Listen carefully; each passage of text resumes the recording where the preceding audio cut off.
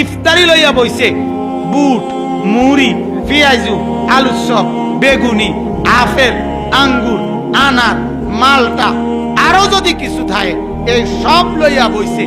এরপরে যদি দেখে শুধু বেগুনিটা নাই, বেডিরে কইব সারাদিন কিতা করছ, কটা বেগুনি বানাইতে না, একটা রোজা রাখছি।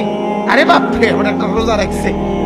যেতুটি আইটেম লইয়া বইছেন আমনে, এর চাইতে ভালো আছিল আপনি দুইটা পরোটাই খাইতেন সকালবেলা। কথা বোঝেন নাই?